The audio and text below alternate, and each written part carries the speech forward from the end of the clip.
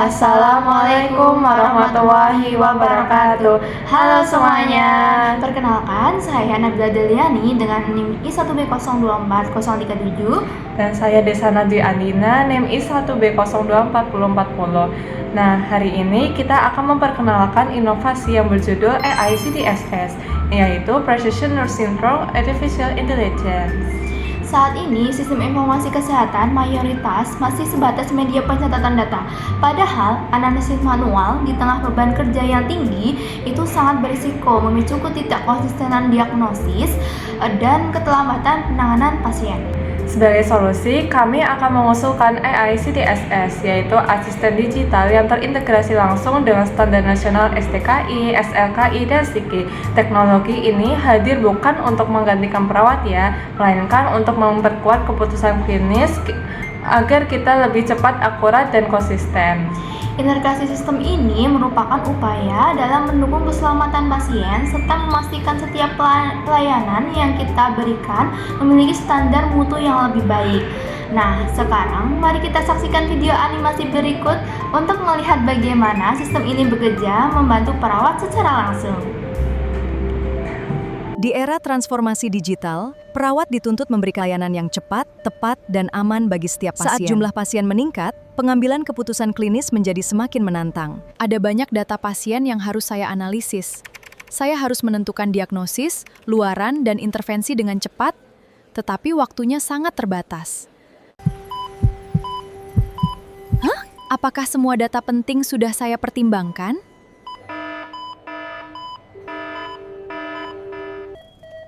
Bagaimana kalau kita menggunakan Smart Nursing AI CDSS? AI CDS, apa itu? Sistem ini mampu menganalisis data pasien, dan memberikan rekomendasi klinis secara otomatis, sesuai SDKI, SLKI, dan SIKI.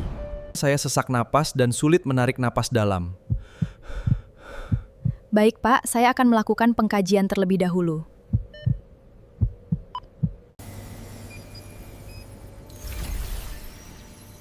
Analisisnya berlangsung dalam hitungan detik.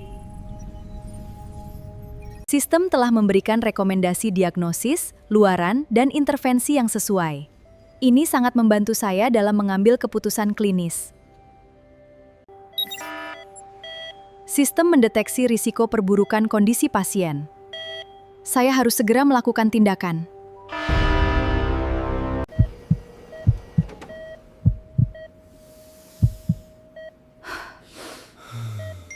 Terima kasih, napas saya sekarang jauh lebih nyaman.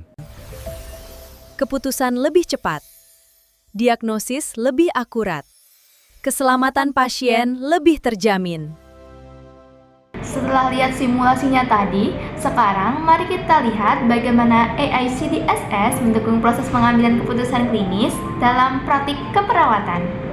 Sekarang kita masuk ke halaman pertama, yaitu di dashboard utama AI CDSS. Pada halaman ini, perawat bisa melihat ringkasan pasien aktif, notifikasi, serta indikator risiko klinis seperti risiko respirasi, risiko jatuh, dan risiko dekubitus.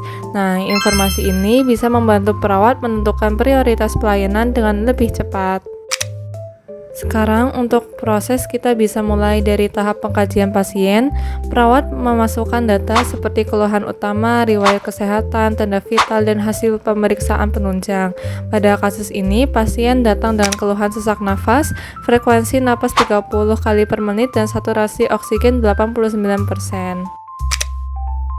Setelah data tersimpan, AI CDSS akan menganalisis informasi pasien secara otomatis berdasarkan standar SDKI, SLKI, dan SIKI. AI berperan sebagai pendukung keputusan klinis, sedangkan keputusan akhir tetap berada pada perawat. Lalu, berdasarkan hasil analisis, sistem menampilkan rekomendasi diagnosis keperawatan beserta tingkat keyakinannya.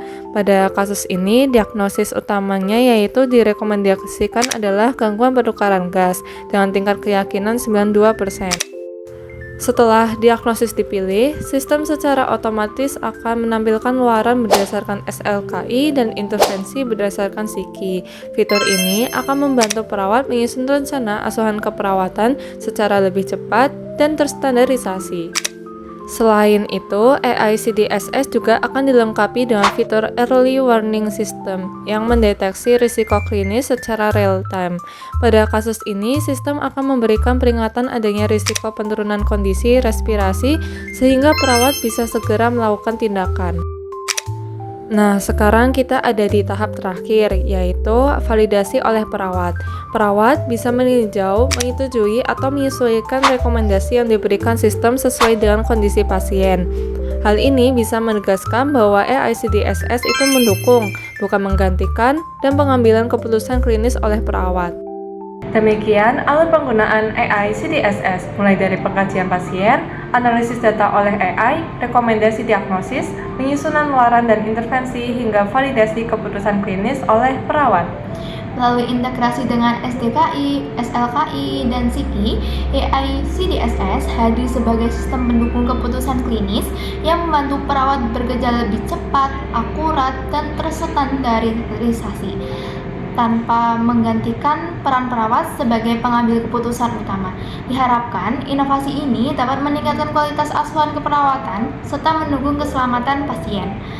Begitu saja video dari kami. Terima kasih. Wassalamualaikum warahmatullahi wabarakatuh. I just had to let you know you're